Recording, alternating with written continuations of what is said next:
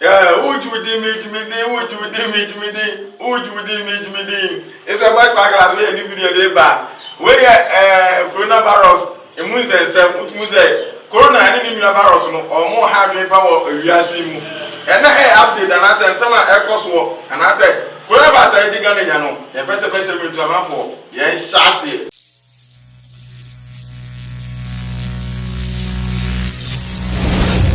Yeah, would you be where the Spagla show? It's your boy Spaglas. So, who your man? Maybe Aqua my friend out to me say, me pesa yare beche me kra because we should do work yare no AC fa amana insem bebre na.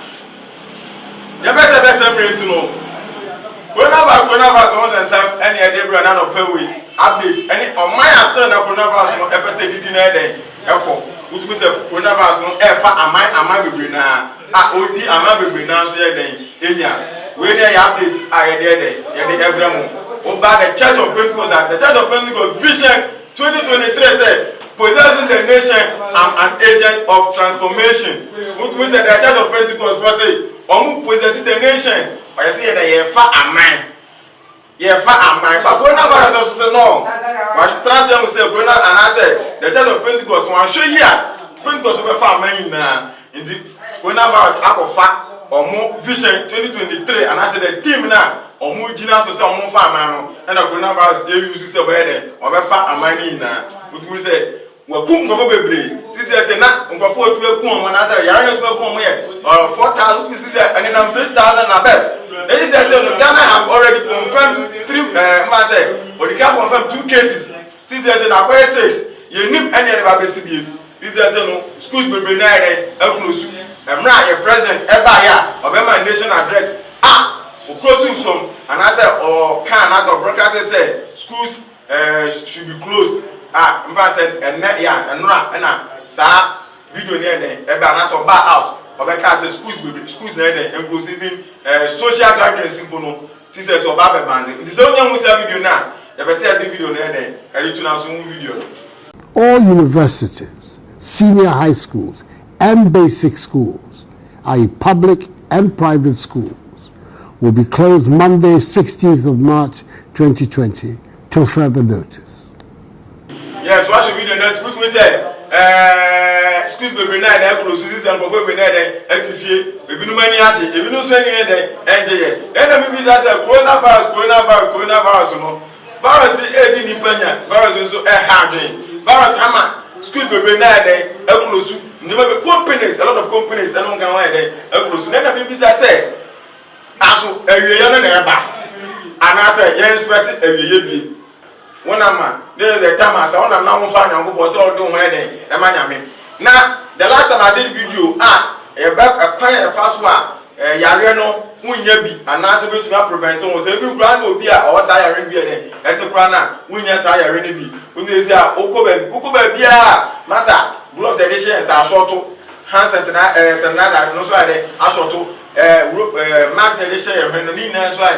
nobody bring short and these are the things that they have market by now. This all tons are the business here now. We but in the way hands on and in the other hands no say bia one now per glove na unya bia masa e also now monitoring back so then so what you say so you know the boy now so unya bia there is a way around on this to me dey enya saade ni bia dey ayana say obetumi aye saade ni bi at least unya tissue kra na obetumi aye dey use saade now dey aye now so dey o dey project home since I say no okwa stores bebre na once a Ghana for sometimes then e boy en kwabro first no and as a Ghana then e boy en kwabro say Ghana mfa say ye to ade 1 cedi na ye ne ya e fa say ye so ya to petrol nti atoto nyoma mu a ene ya sade na egu ono egu store wa na say egu ehwo a price na enkan no ehwo na e be say so to sade ni sisi a sanitizer na ebinum don 150 pesos no we no say no sisi if you go to some pharmacies, if you go to some stores more don 15 cedis na emi say won say so obi ni say 15 cedis na the better say sanitizer na say dey ewu no ba bewu e you ewu na ba internet na aye like black you too we am brosa mummy na ye tu amofo go yare bi edi ni banya in the ade no say 1 cedi at least we be out of place or dey 2 cedis info and as I say 3 cities but you 3 cities 50 pesos now because I'm so said I jump from 3 cities to 15 cities from 2 cities to say from say to say ye na na abu ya mabro ye na na eku ya ho enti say ya hwe mommy am pa ye pa o because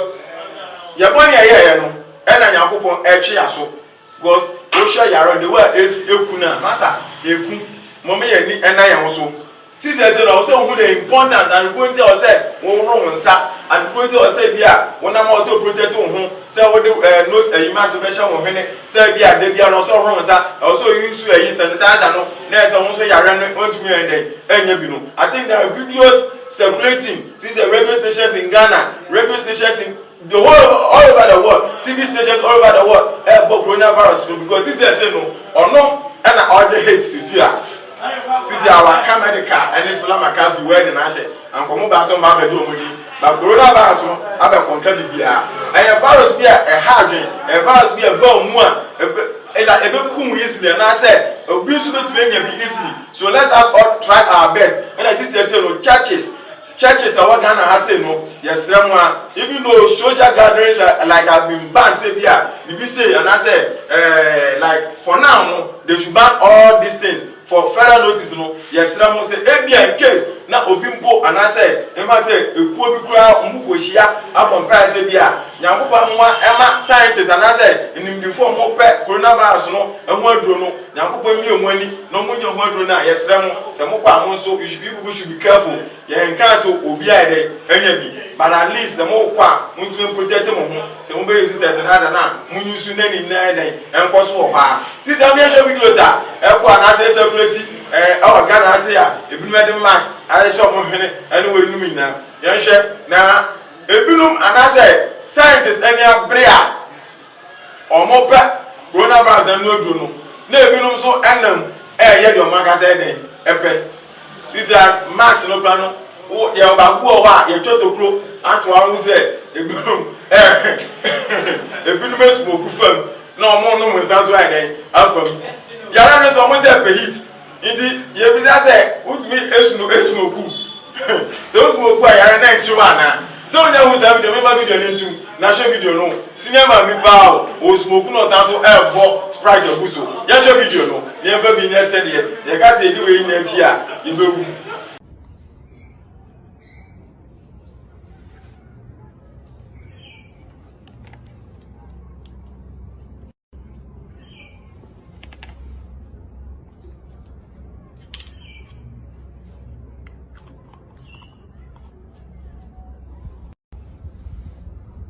Yes, watch a video now. Another video is for since I got say no. Yes, I'm here. Oh, ya kwa kama say kocha. Oko yi ase also uchia.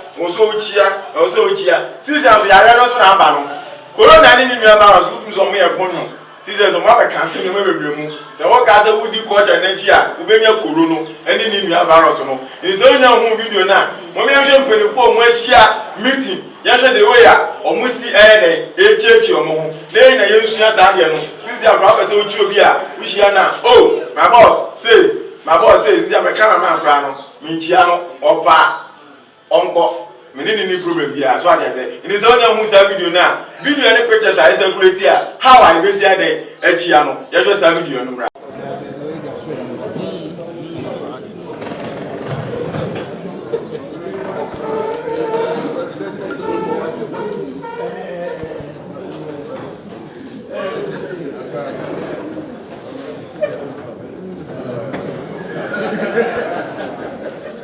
And therefore, we know any human being, even though I say, and I say you may take it as funny thing, but we know maybe it's a first one. Yariano, yes, you to be near day, you to be any no. Sister said, no, so who preach and them, which year, who will be a one person of a man wipe out here, found 9 Friday, Mamma goes out, when I was Friday, Mamma goes out, we are now here, now we'll call and could you be some. Ghana for you should Ghana for the Chiana tell young about spyglass and Sunny day, Elko, and the program for who be taught as say, Mummy and the young man say, Yariano, yes, Brother Yariano, and my Yariano, any day, Elko, because Yariano, if Johnny Park, since Ghana, I reported 6 cases, are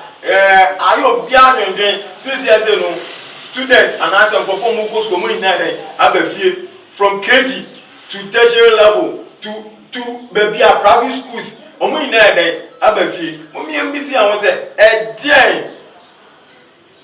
ene fast an say kwan be ne fast so a ebitu an dey aso anu an say aso yare anu momi ina yen kompa bom this is the time Ghana asofo mu be television so be to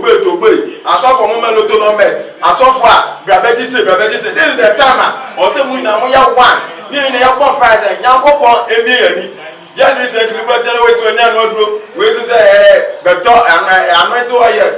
coronavirus duro eden ewo we na analysis mo me am prayer na nyankopon mu ye mobo ye kwa na ne dosun Ghana corruption ne dosun indra yara na be duro ase no so ati ade ya no am punishment ni eden eni enya no ya mo prayer nyankopon mu ye mobo na bo say na so for any way e di komo and as any way e obi ni na ye this is the time as for now they be about the lotto number they be about yese they be about kwabroche they be about yese no this is the time we say never buy say yakopon e be bi omani no one coronavirus na dey anu do because o share e bi da bia prophecy e ba na me bi say da bia prophecy e ba ne dey nti montu me hu say corona e be ba ene ne virus e be ba nti yakopon say mo je anu do mo mi ina mo ya ho modern this is the Sparkler show e prayer fast one e be to prevent say ye nya say re ne bi no mama ye mo ye hu modern ye nso ye ni ya nkasa ye hu eden eni go ya say